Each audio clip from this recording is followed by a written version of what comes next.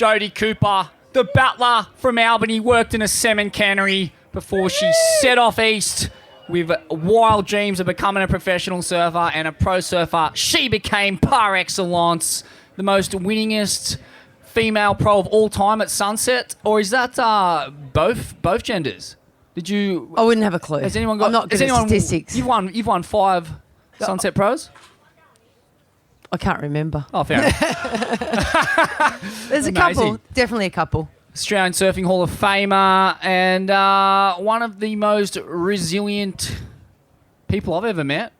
A fucking core, salt-of-the-earth battler. Well, thank you. I'll take that as a compliment. That's and a I just want to compliment. say how incredible this event has been and how awesome it's been to meet all of you guys and party and have a great time and learn something. It's been so much fun, and I hope we've got more fun to come tonight. I'm sure we do. Hey? Oh, mate, we have some fun coming tonight. Our next guest, let's get her up here, Pauline Menscer, Scum Valley's finest herself, my hometown hero, the 93 world champ, and another star of the epic documentary Girls Can't Surf. You'll see both these ladies in it. What a film it is, what a story it is, what an icon she is. Fucking that frothing to have her here. Yes, Pauline. How you going? Freaking awesome, mate. Has the mycelium worn off yet, or? Which one? That's right. There's thousands of those little fungal molecules kicking around your system. How's the Wim Hof? The group Wim Hof. I know you actually next to me when we did it yesterday. It was powerful, wasn't it? Yeah, it was awesome. I had just so many different sensations. Like he was saying about seeing colours and even doing the deep breathing and then holding the breath, and it was absolutely pissing down rain. It was just something really magical about it. And even a couple of times I was watching you doing your deep breathing, and I kid you not, you look like a little happy Smurf. You just were just having this big smile on your face.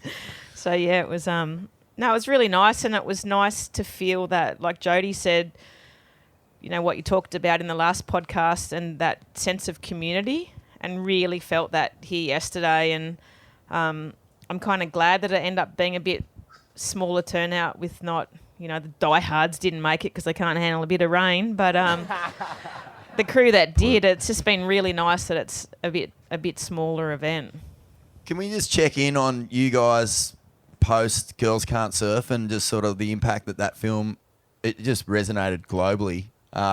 What sort of effect did it have on your lives? Because it really did shine a light on how tough you guys did it, the battles that you had to face, the mountains you had to climb. You know, like Smithy said, you know, you paved the way for what women have today, which is fucking just common sense to be on the same footing. But the fact that there was just that entire era where it was just so imbalanced. So how has it been, you know, since then? Because you both really lived lives where there was just not a lot of recognition or acknowledgement of your contribution, and now that has been rectified. It's been good because I got a couple of free Rip Curl wetsuits out Oh, of it. the So that's jokes. been all Finally! right. That's, you know, that's all good. But, you know, what I've loved about it is, you know, all facets of life have really enjoyed that movie.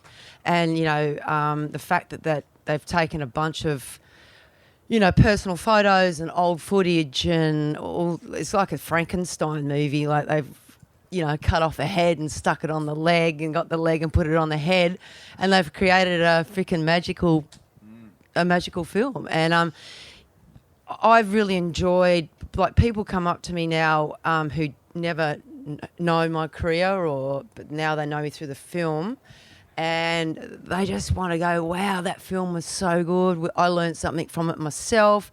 You know, it was such a great story. And sure, it was about us and a lot of other people, not just us, but it was about people putting something together that was a beautiful product also, which was fantastic. Yeah, and you know, it was really emotional to watch for me. And I was watching it, and for me, it was a film about, you know, equality, dignity, but also people standing up for themselves. And I took so much from that. I just love that narrative, seeing people collectivise, unionise. Like, you know, I come from a pretty trade union culture. A lot of people work on the wharves. A lot of people immersed in unions. I love the strike action that at J-Bay, I think it was, that really, kind of paved the way and made some noise, and just that solidarity. I love those messages. I think that's our way out of the current situation that we're in.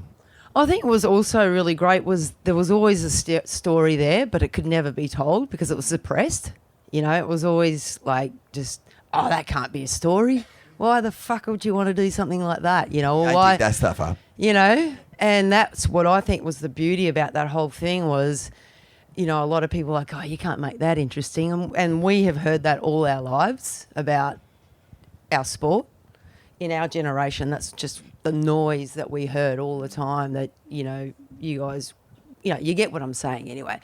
And so that's what was so beautiful about that. It did create something that everybody wanted to look and learn about. And that's what was such a beautiful thing for me to see. Oh, how good they do want, you know, they were interested in that story. And that's something that we always believed in, and that's what we were doing in our career, was striving to show people that women had a place in surfing and that we are valued, and that, sure, we're not as good as the guys or whatever, but one day this is going to be a powerful, beautiful thing. And it's going to help, you know, everybody. It helps boyfriends because the chicks all surf now, so it's great, you know. It helps everybody, doesn't it? It does, yeah. I just wanted to make note of too, you know, obviously it didn't come easily, the pro surfing dream for you guys, but, you know, not only that, like, I mean, man, you were a victim of like heavy violence from one of the heaviest guys on the North Shore, and again, not that long ago on the North Coast, you know, basically a couple grubs in my opinion, but. You know, talk to us about that. Like, what do you think was going on in the culture at that point that they thought they could do that to women? That's mind-blowing, let alone a woman of your stature and, you know, just character. It makes me fucking sick, to be honest. Well, yeah, sure, and thanks for your sympathy and your empathy, I should say, that you're making me feel.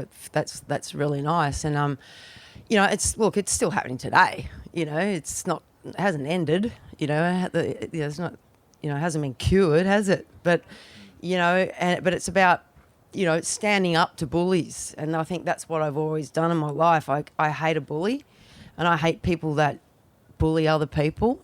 And I suppose myself, I've been in those situations because I've always felt strong enough to stand up for myself. I've been brought up by two big burly brothers and my dad, and they dragged me around, and I was just carted everywhere and thumped. And I mean, you know, and I'm not, you know, in a lovely way. I was, you know, you can imagine what that's like being the younger younger sister. And so I've always sort of learnt to stand up for myself, and I've always been in, like, those two situations that I was in, I was always just standing up for the right. It was never to be an asshole, or I wasn't put in those situations because, I mean, I wasn't in that situation because I was that. And I was in that situation because I felt I could stand up for myself or stand up for the person that was being victimised. And so I was kind of put in, that's how I got into those situations. And, you know, and I always thought that I was strong enough to deal with that. But, you know, you do deal with, I have been strong enough to deal with that, but it does have a residue, you know, something always sticks, you know. And so going back to what we've all talked about, Tommy, great, your speech, not a speech, but, you know, your chat tonight was awesome, all the boys. But, you know, it's about dealing with things and learning with it, and how you let it sit in your system, you know, and how do you get rid of all that negative byproduct that you've got from that situation. And that's what I've been working kind of hard at, because you kind of think, oh, I'm okay, it's all good, you know, that just border off a duck's back, you know, but you'd realise it's not later on in time, because, you know, there sometimes is, like I mentioned with Nick earlier last night, you know, sometimes it develops like a deep sadness inside you, the situations that have happened, and you got to kind of learn to, because you kind of keep saying to yourself, I'm tough, I'm okay, I can handle all this sort of stuff. But sometimes we're not, you know, a lot of the times we're actually not. Even the biggest brutes in the world, you know, realise that they crawl inside themselves sometimes and realise they're a little tiny puppy dog. You know what I mean? They need a little pat, you know? Yeah. And I think myself, I've been working through those things that have happened to me. It's actually created a lot of self-development in myself, which has been a positive thing. But to, you know, to wrap it up and not bang on about these bloody things that have happened to me, it's, you know, it's, I just, at a young age, I was born with this thing, even at 4 and 5, that I would watch a movie and I would see the unequalness between male and female, like even in the way we're presented in movies and stuff. And at a young age, I mean, you know, I just could see it like blaringly obvious. And I just didn't understand it. I just couldn't understand why the media and or remember the old movies you'd watch on a Saturday, you know, and it'd be all the good-looking blokes and all the women were stupid. And I remember, not they all weren't stupid, but they had these roles of like, you know, like I used to watch these old war movies. I used to love war movies as a kid. And, you know, I think I've said this before, but, you know, the blokes would be fighting the Germans and protecting the people. And then Sophia Loren would run out and she'd trip over a stiletto and fall over and they'd all get shot because this stupid woman couldn't run. Do you know what I mean? And I'd be watching it going, are you kidding me? Like, I fucking run faster than you pricks. Like, sorry to swear, but do you know what I mean? I can see you just holding that M16, just going... Yeah, like Arnie, you know, but I had that in my mind at such a young age, and I don't know where that came from. And that just went through my whole life where I just can't handle the victim, you know, like I just can't handle it, and that stereotype. And I always wanted to bust that stupid door down. And that's, sometimes I overreacted or over try to prove myself on things and put too much pressure on myself to prove that, or and it kind of made me maybe a little bit hard. You know, like it can come across as hard, but I'm actually really soft and squishy too, you know. But anyway, just so you understand. That's one of the traits I admire about you most. You're a doer, you know. You're just like, if men can do that, I can do that. My own mother was very much like this. Single mother, you know, she taught me how to play football. She was the dad as well and did all these things, you know, worked, you know, would throw down, like fight and stuff, and fucking was a gnarly chick. But, like, at the same time, like, you know, not all those qualities were necessarily positive, but she very much had that same mentality of just like, oh fuck, what, he's a guy so he can do that, I can do that. And I think you know, watching her, the way I was raised and my understanding of the person she thought she was, I guess the idea is, you know, if you want to be treated equal, it's probably best to start treating yourself as an equal first. Gong! Pauline, I just want to ask you too, because you know, for your entire career, even when you won the world title, you know, getting a busted trophy, getting no prize money, at the height of your success in your career, you know, you weren't getting a whole lot. You went back into your normal life after you retired. There wasn't a lot of acknowledgement, but since Girls Can't Surf, you know, we spoke the other day, you said it was like I'd won the world title all over again. There was an acknowledgement. And were you surprised by just how much people were ready to just celebrate your story? Yeah, I think the first thing that really surprised me was, first of all, when they did the movie, I couldn't believe how well they put it together and the way they told our story. Like, obviously, we'd painted a picture in their head of what had actually happened. And they're trying to get footage of all this supposed stuff that happened back then. And it's, unless you were actually there, it's hard to notice. But, you know, even the scenario in Jeffreys Bay that they showed, that we, you know, made a stand and said we're not paddling out because there's no waves. And so we were all sitting there. But they'd actually taken all those, like if you look closely, the girls are all in different contest shirts. It's different events. But still the way they were able to just get those little bits of film, and a lot of it came from us as well, and piece it together. And, you know, I went to the first showing in Sydney, and just when I stood out front of the theatre and I had people after people coming forward, and the first person that came forward was a lady who was standing next to her 85-year-old mum, and she said, "Oh my God, my mum wants me to take her surfing." Like, her mum's never been interested in surfing and she wants to go surfing. And then when it came to Byron Bay, I was blown away at just how many dads and daughters were coming in, and I was like, wow, this is so cool. Like, I just never thought guys would be into women surfing, especially fathers with their daughters. And I'm like, just so proud to see it change, and just so stoked at the way they said it. And then one of the ladies that was watching it, Sophie, works at Rip Curl, and she was so angry that I didn't get any kind of prize money and a broken trophy, so she decided to do a GoFundMe.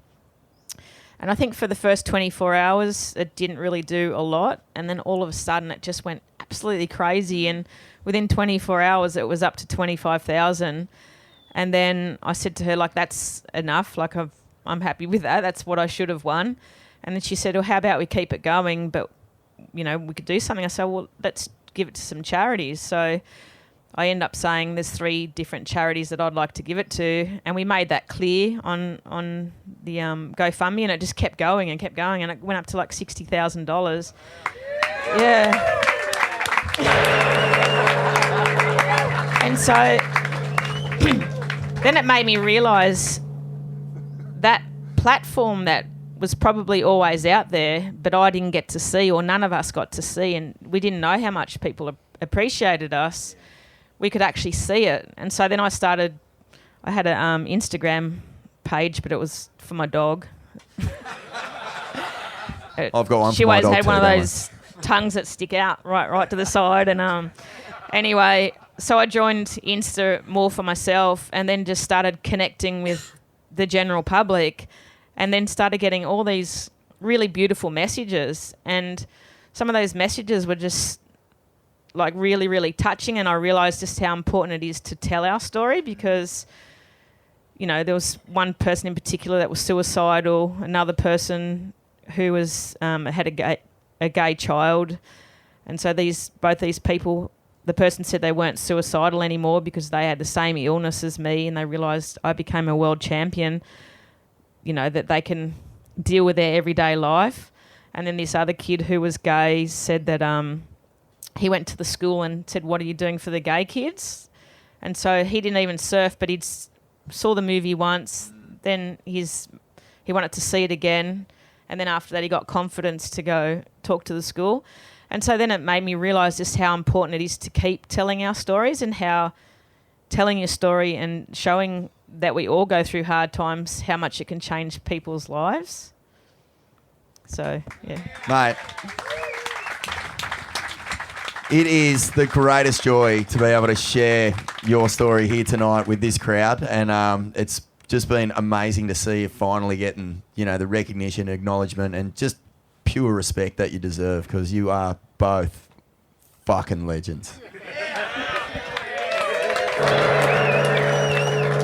All right, should we bring the rest of our panel Let's up? do it. I'll start with Paigey, a pipe master. Yeah, Paigey. All-time core lord. The Dunghutti country's finest. Bellambi Housing Commission's finest. Par excellence. He's a big lover. He's a big presence. I don't know. Get your Dunghutti surf T-shirts out the front. And just a bit of housekeeping while the Love Fest goes on here. Jarrett Hutton's going to be serving up some, is it? Some wild caught venison, I believe. Yep. Hey, just over here afterwards. 1 second. What? You didn't get a world champ trophy. Ah! I'm over there. Also, anyone who wants to do wave key tomorrow morning with Gur, 6 a.m. in the tent. Be here. I've gone a bit red now. There's one other thing I forgot to say. Where's Zaza? She went a bit red, Tom. Oh, Asher Pacey has a bunch of free crystals up there. Take a little bit of this Go cop a Beautiful crystal country off home. the crystal Get the Voyager. You power. got to. They're right up there near the back tree. On your Ash. Thanks for coming. He's terrified of public speaking. That's why he's in the grass about 100 metres beyond the edge of the lights. All right, let's get Richie Vas up here, a veteran of 10 fights in the UFC, seeing the insides of more Mondo cones than almost any living humanoid. The Vas. And Lachie Rambouts, one of the most technical, big wave psychopaths on the planet. This guy is at the top of the pops in the only game that matters, in my opinion, packing the Mondo cone. And he's, this guy's fairly underground, but, mate, in my opinion, right up there with the best surfers on the planet. He's dedicated basically his whole life to what I think is basically the biggest test in surfing. A wave down there on the south coast. We won't name it, but it's pretty well on the map. Welcome. Hey, thanks, guys. Thanks for having me. Yeah, team. Perch was just looking at you right then going, oi, Smithy. Don't fucking say it, mate. Where to start? I guess I'll maybe start with Paigey, man. Similar to Tom, similar to Dingo, you were a rock star getting around Japanese airports in day-glow tracksuits, just dropping sheets of acid out of your wallet at the customs desk. Sheets of acid. Tom, did I? Dating the daughter of the French president. You end up in fucking Hossio of a bar and a family and cooking waves out the front, but you lost it all in a blizzard of cocaine. Fuck, no wonder I'm cooked. We're dead. I'd like to say it's nice to be here with everybody. Thank you, sir. Thank you, brother. Thank you, sir. I'm out of the flowers now. Here we go, eh? See? Well, it was an adventure being on tour. But the first thing I'd like to say, I'd like to pay my respects to the traditional owners here. And the Dunghutti mob are real. Like, we all say it, but let's just take a breather and go. As a little kid in Kempsey, Indigenous people would get their alcohol out of a square box on the Macleay pub on the southern side. And whites would get them on the other side. And if anyone crossed that door, they'd die. So you got to think about the culture, not just bury this. So it was a really harsh place. And in 1967, when the referendum for Indigenous people to become citizens, without asking them, did you want to be citizens, 1967, the biggest resistance was Kempsey. 75% of the people of Kempsey said, no, leave them fauna and flora. So I landed here 20 years ago after that cocaine land on the beach in front of my bar in France, Tom. I lost my wife, my 4-year-old, my 6-year-old, my fucking bar, my fucking house, and found hearts like all you people here. So we all went through that to land here today. So when I land in the car park, Nana Button was looking at me, Aboriginal elder, lives next door to you, right? And then I looked over and she said to my brother Eddie Moore, an Aboriginal I grew up with, who's that fella there? And I was like, I'm broken. I've just lost everything. I'm just like trying to mend here. I don't even know what I'm doing. And I looked at Nana Button and I said, look, I don't know what I'm doing here. I'm just here. She says, I know what you're doing here. This is the place. This is the transformation place. Our people are still strong in Kempsey and it can't go anywhere unless you got the originals. That's why this man got brought. It's why you're all here. It's fucking real, man. This is the highest vibration part of the country. Guaranteed fucking teed. If you find something better, it's probably up at Pauline's and Jodi's house. But It's horrible up there. Don't come there, mate. I think we're all here gathering just to try to collectively melt the bullshit off and just get back to what we are. And, if you're a donkey, be a donkey. If you're a horse, be a horse. Don't try to be a zebra. You won't find your donkey or your horse. That's the moral.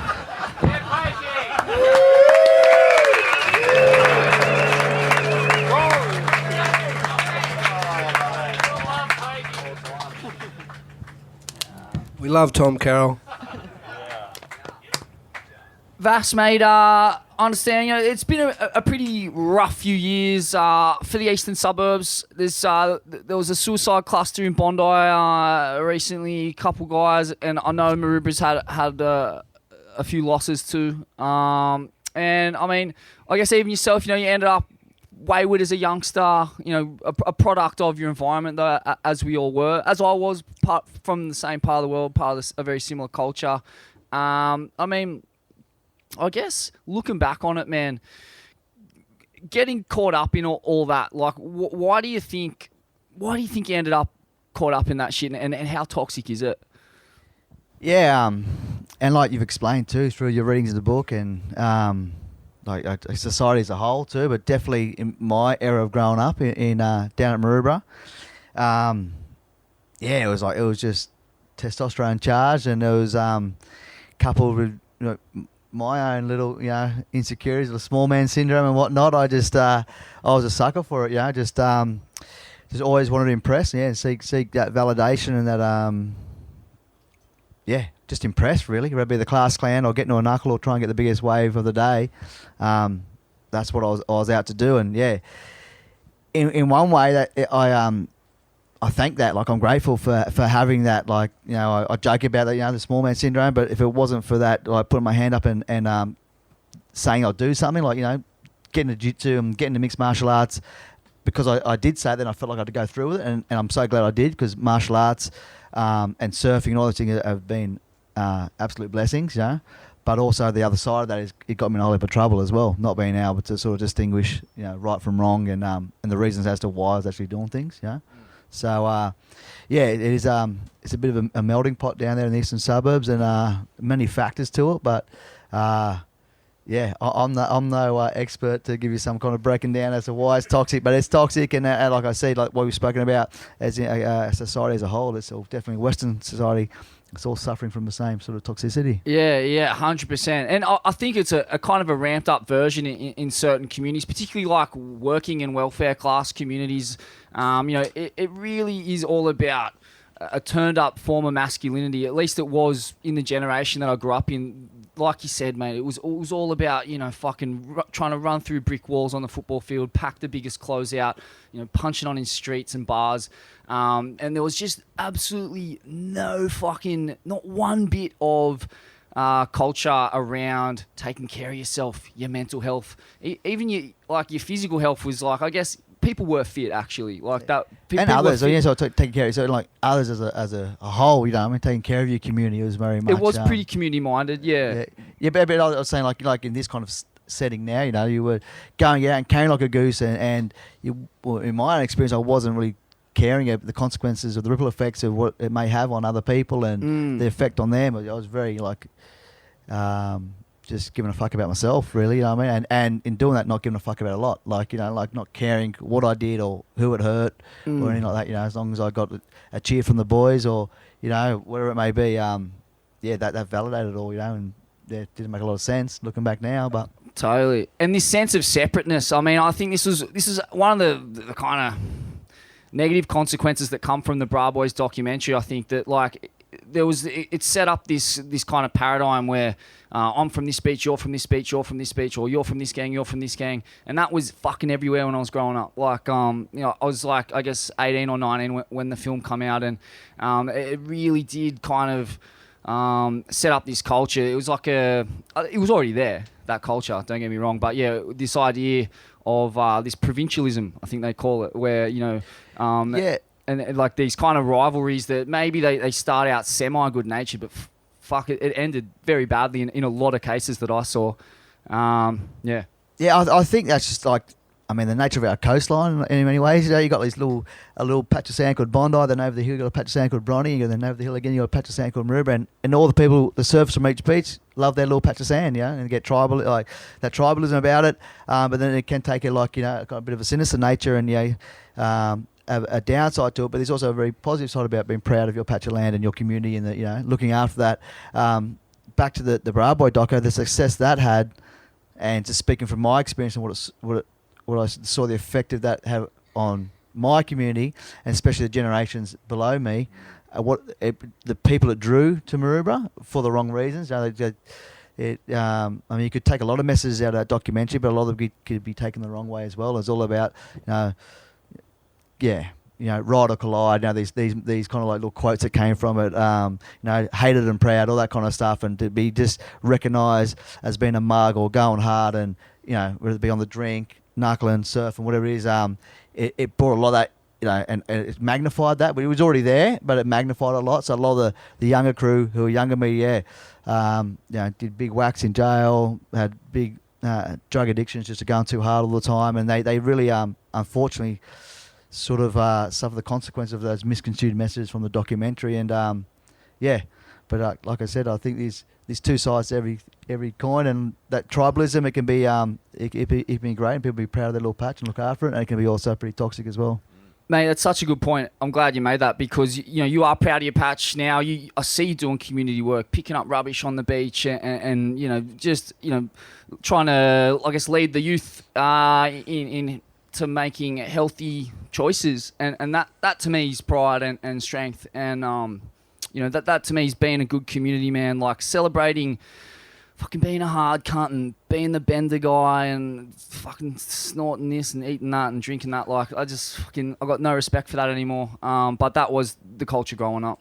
Yeah, absolutely. And I'm starting to see my community in the state it's in now. Our board riders are thriving. We've got through in the beach. That whole mentality of go hard or go home and hated and proud is really fizzled out now. And like gentrification's played a big part. It's everything's changing, but by the most part, it's a really good place, and it's pretty.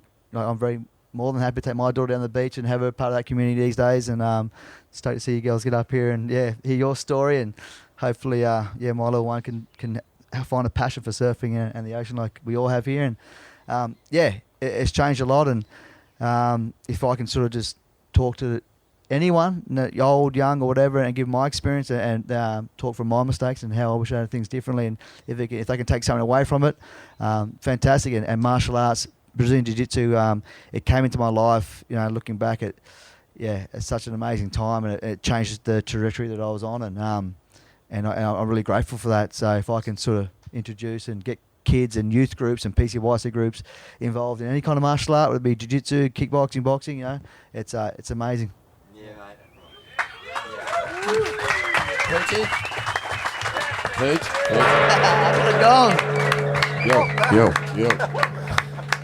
Yeah, mate, and I think relating that to what this weekend is about, it's like, I guess elders is where you look to for wisdom, and we come from a time where the elders were the maniacs, like Bilesy and Matt Smith from up the coast were the two guys I looked up to. You never meet two bigger maniacs in your entire life.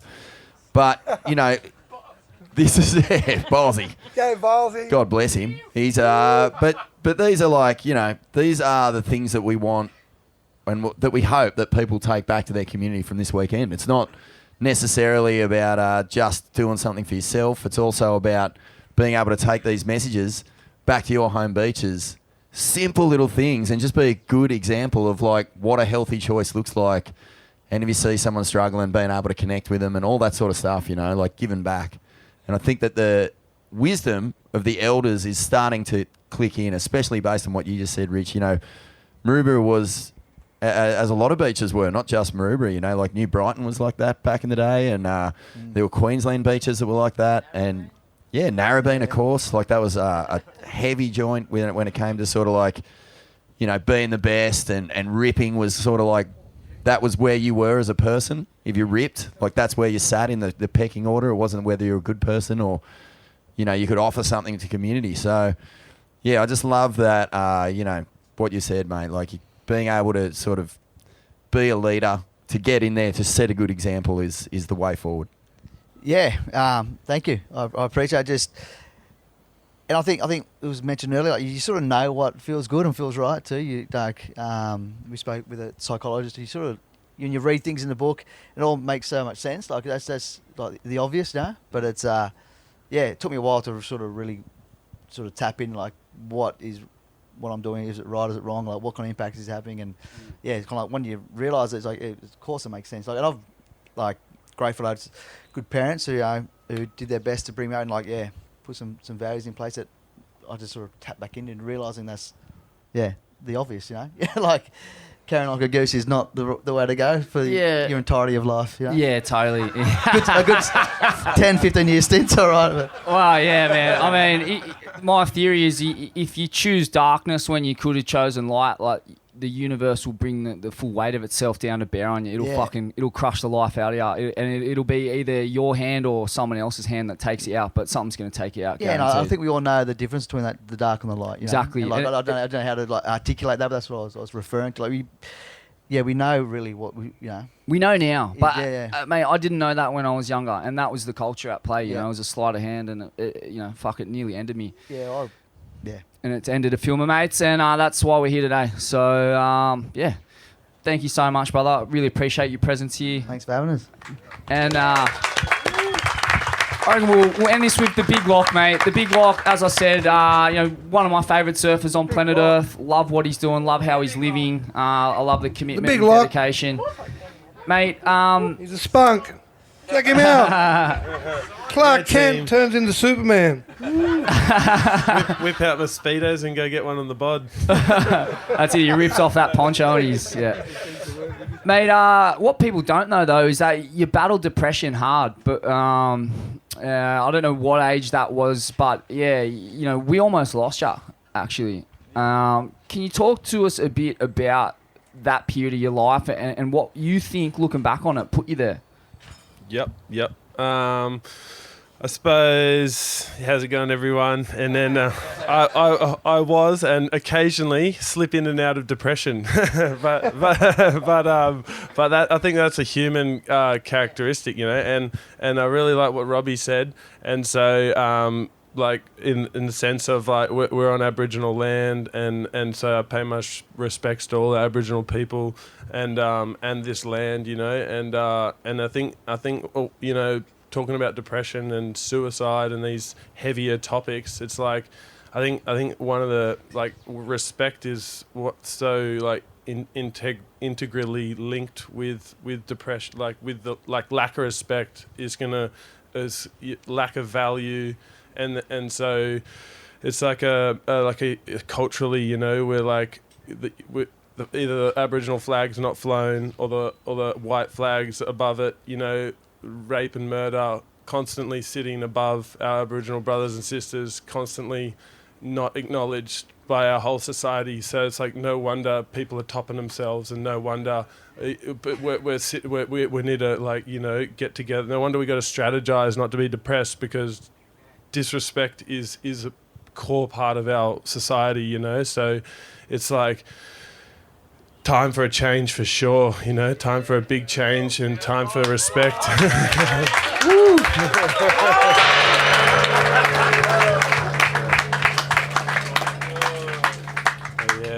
Well said. We're on a good path, and the brothers and sisters are uniting, and we're talking about things that matter, and we're bringing the value and the respect back to life, and we're learning to share, and we're learning to cooperate, and we're learning to place value equally and where it's due, and then apart from that, we're learning the tools, like when I was younger, and like anybody that knows, and especially our elders, like we need certain tools, whether they're with our body movement, with our mind, stillness, and what we're putting into our body is so important, and what we're putting into our mind and our environments, such interactive and connected beings, whether we want it or not, just by being alive. And so at that time in my life, I had these big dreams and aware of, like I went to Chile when I was 18, and I was surfing, and I was and the biggest waves at the time was like 10-foot waves, and I'd been out surf like in pretty big ocean, DY Point when I was a grommet, and with I had my dad and my brothers, and they're older, and so I'd always get kind of dragged out, but willingly, but also nervously as well, and you're there and you're shitting yourself, and often you're just sidelined, but just to be out there is conditioning. It's all conditioning. And anyway, and so when I was in Chile, I was 18. I went on a mission trip after school with Misfit Aid, And it was like a 2-week trip. We rocked up, and the first day it was like 6 foot in the morning, and we were in 4.3s and booties, and that was a real new experience. And I was like surfing like a gumboot for the first couple of hours. It kind of started to find my flow a little bit. The end of the session, like in the last hour and a half, started clicking and being able to actually surf because I was really battling at the start. And then we went to bed and had a nap, and then come back in the Arvo, and it was like 10 foot and clean, and not many crew out, and kind of the whole team we were with. We had this one legend, he's from Wollongong, his name's Brett Davis, and he runs the Christian Surfers up there, but he's a bit of a core lord, and he's like 50 years. So there's only Brett going out, and then me and my bro looking, we're like, we're going out there. And then one of the local bros, he's like, yeah, all right, I'll take you out. And he's like, all right, so we go on this rock off. It's like Punta de Lobos, like real interesting rock off, paddle across the channel, rock on, and then like walk across an island, rock off. And this guy's telling us, It's the most psycho rock off in the history of rock offs, this joint. It's fucked up. doesn't make much sense to rock off and then rock back on. You've told me this story in the past. It's treasure map. it's like you're basically like a Sherpa trying to rock off this joint. He's rocking off, but Tom Carroll's rocking on. You can't rock off. Don't fucking come, mate. Yeah, there we are, trying to get our rocks off, and the brother, the Chilean brother that was he told us what the plan was, and then he makes the plan. We're like, yeah, all right, we got the plan, you know. And then so he just gets swept right through, swept down. Like, wait a second, that wasn't the plan, you know. We found our way in the water. We had a real fun surf, you know. And then I extended that plane ticket. We were there for 2 weeks. I was like, I just wanted to travel and surf. I grew up inland, and then so when I finished school, I was like, I'm moving to the beach. I'm going to travel and surf. Like I wasn't worried about. I had dreams. Like at that stage, I didn't really even like. When I was younger, all I wanted to do was be sponsored by Volcom. I love Bruce Irons, Andy Irons, and Dingo. You know, it's epic to see him up here. And I just like that was. I just loved watching surfing movies in Hornsby. But while I was folding my pamphlets, you know, before my pamphlet runs, and then 7 years, you know, and so there's plenty of time studying these surf movies on repeat, you know, all my favourite surf movies. But anyway, and then at the end of the Chile trip, we got to extend my ticket, and it was like, and I was like, I had 2 goals that trip. I stayed there for 2.5 months. I was like, I want to get barrel behind the rocks because there's there's 3 big wave local surfers that were getting barrel behind that rock, and I set these goals. They're dreams, you know. There's dreaming, but I was like, oh, imagine getting barrel behind the rock. Imagine surfing 20-foot waves, you know, because I heard these stories.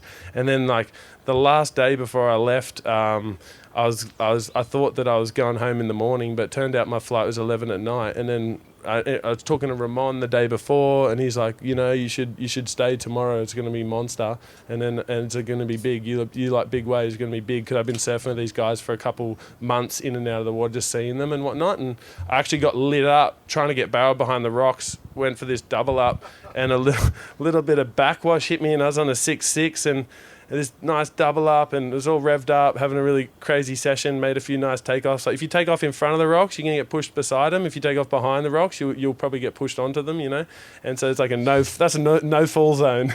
and then I fell, hit this backwash, I fell. I was like, you idiot. I was like, couldn't believe it. And I slapped across the rocks and snapped the fin out, and we got washed in, and I was a bit rattled, but it was, anyway, the older boys, I think, even though they were like, man, you need a bigger board, because they were on 9-footers, and they were like, that's dangerous. You're dangerous. Like they were just like, you're a liability. If I can sort you down.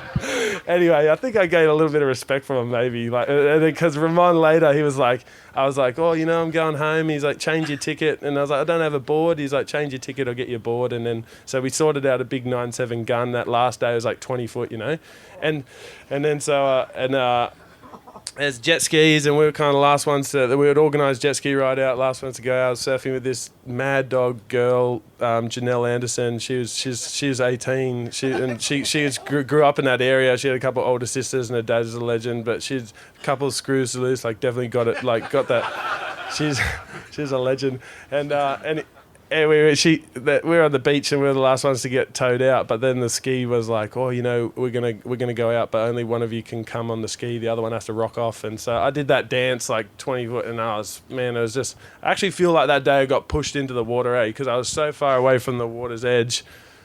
between rocking off, and I was completely committed to trying to surf, but I was actually on the rocks just going, fuck, I can't actually see I'm going to get in the water here. Like, with all my willingness, it just doesn't look possible. Like, and I was waiting, and I'm waiting for these sets, and I was like looking at the run, and I was like, before I could even get close to the water's edge, there's another massive wave coming, like, slapped up those rocks. It's not going to be fun, And then I was standing there in this place where I thought I was safe, and this bit of water come from behind over this ledge and just pushed me in, and it literally just felt like a hand just pushed me in the water.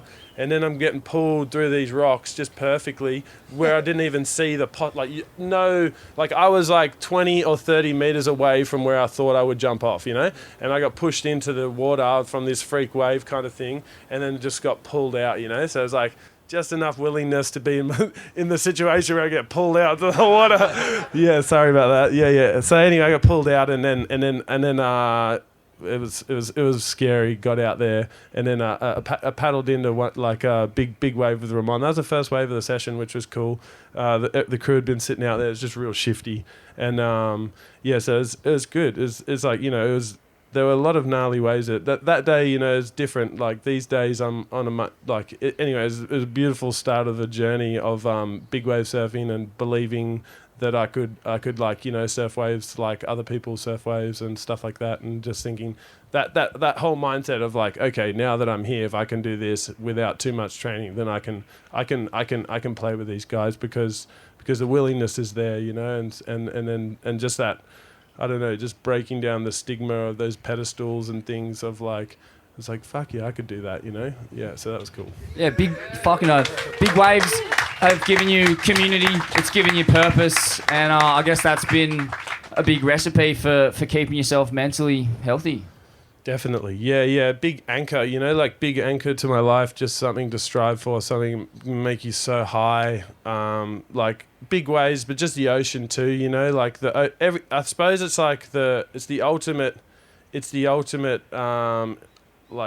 for me anyway, it's the ultimate experience. So in that sense, it keeps me in check. If you got to be, essentially like back to respect. If you want to play in the ocean and when there's an immense amount of energy, you need to be respecting yourself and respecting, your decisions before you go into that water, to be having a good time, to be kind of harmonizing with that energy. You need to be having a higher vibrational kind of life on land.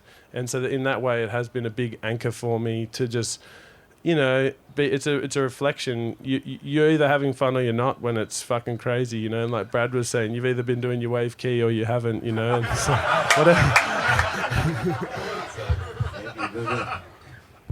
You've either been watching your tantric videos or you haven't, but...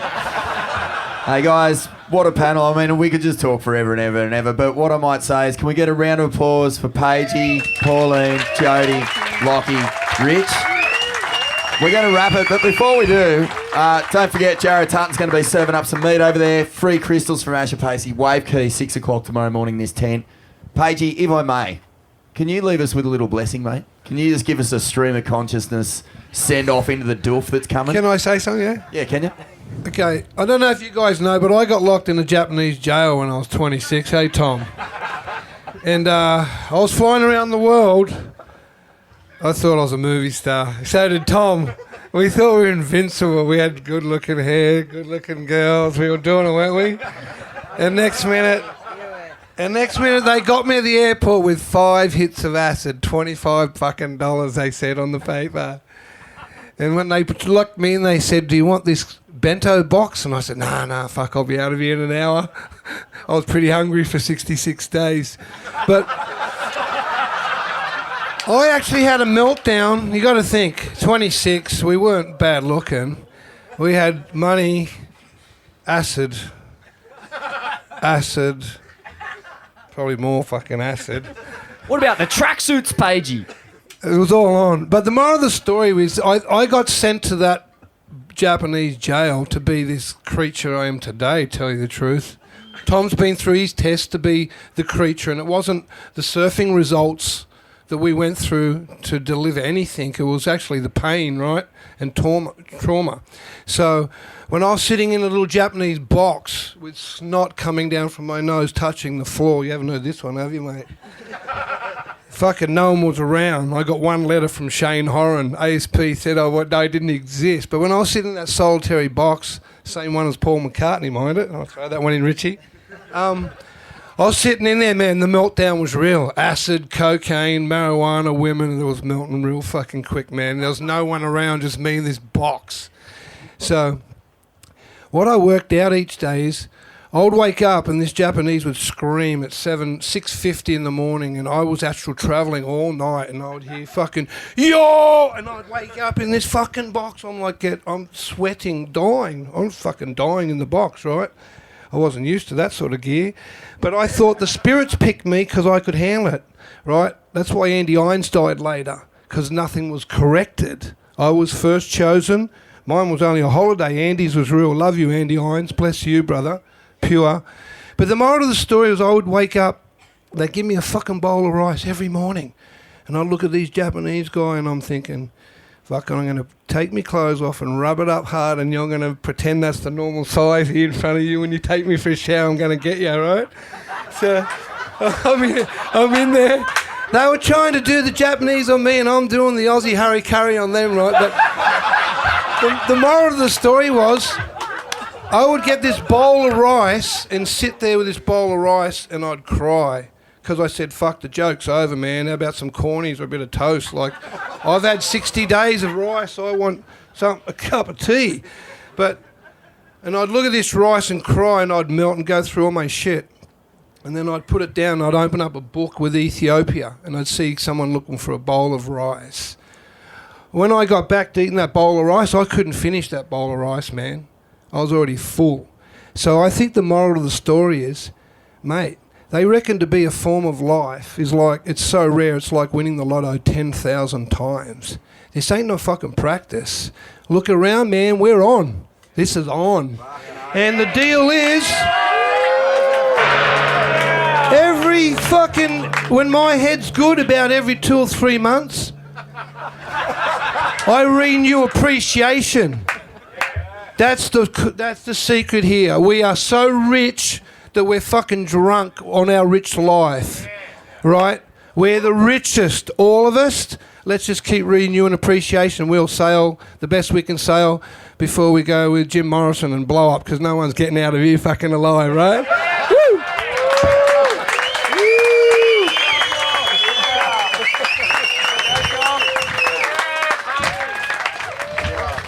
Let's rock off on the dance floor tonight.